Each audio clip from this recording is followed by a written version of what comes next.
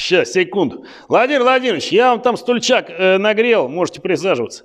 Да, вот чуть-чуть левее, вот, да, и правее немножко. Да, и вот на меня, да, ко мне ближе, да, еще ближе, да, все отлично. Здравствуйте, разрешите представиться, подлокотник, то есть этот подполковник очень внутренних дел, начальник ФСО, фекальной службы охраны президента Российской Федерации Юрий Долгорукий, позывной «Запах». Другими словами, я та самая знаменитая рука Кремля, которая носит специальный чемоданчик после, скажем так, заседаний нашего президента. Это очень интересная и ответственная миссия. Важно, чтобы это все не попало в руки врагу, который может вынюхать что-либо о состоянии здоровья нашего лидера. Знаете, вот как нашу службу, кстати, в шутку называют ФСБ?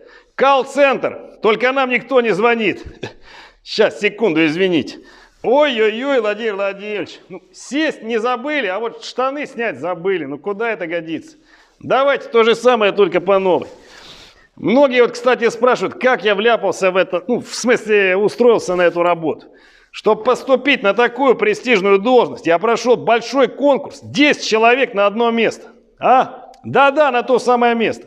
Я ведь когда устраивался на работу, мне сказали, что это обычная работа с бумажками. Но не тут-то было.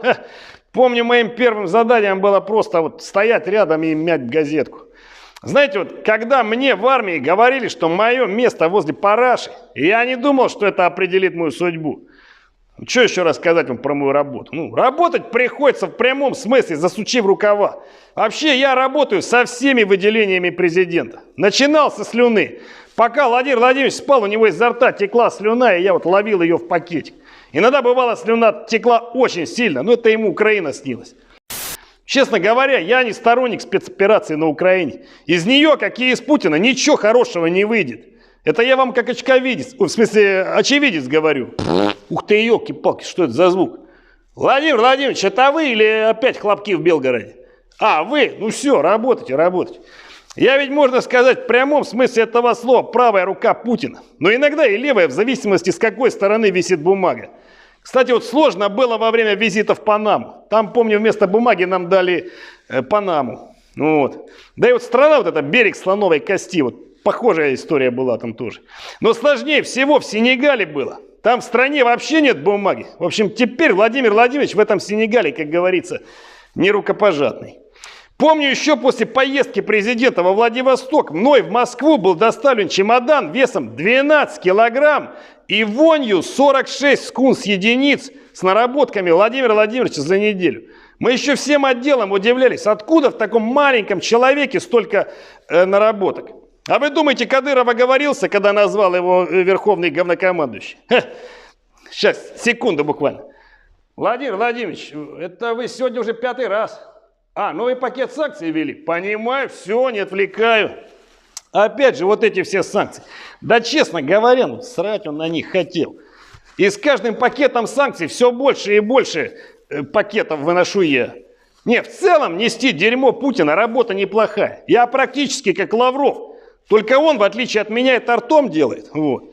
А в моей работе очень важно случайно не перепутать чемоданы и не нагадить в документы. Такой случай уже был, когда спутали чемоданы, и президент наложил на свои же документы о признании ЛДНР. Но Пушилин и Пасечник ребята не гордые и даже посчитали это знаком отличия. Сейчас, извините.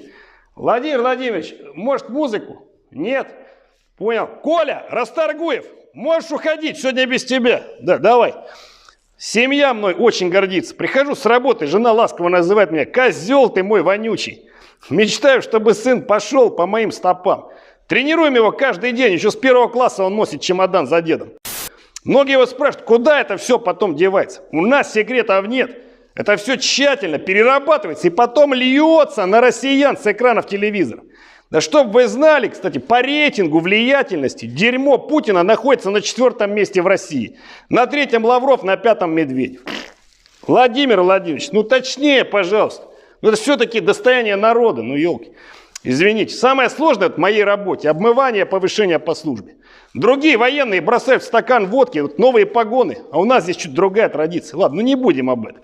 А вообще я очень устаю на работе, поэтому часто приезжаю домой, набираю полную ванную антисептика и вот лежу, отлеживаюсь. Вы знаете, мне уже скоро 50, тут, наверное, надо увольняться с этой должности. Как говорится, я слишком стар для этого дерьма. Как нет бумаги? Ну вот карта вот та, то, что Лукашенко привез, она мягкая. Все, несу. Все, извините, пожалуйста, государственные дела, сами понимаете. Работа такая, за президентом дерьмо убирать. Все, фу, елки-палки. Ну что, закончили? Ого! Владимир Владимирович, ну давайте я все-таки отправлю это в книгу рекордов Гиннесса. Ну хоть в чем-то первыми будем.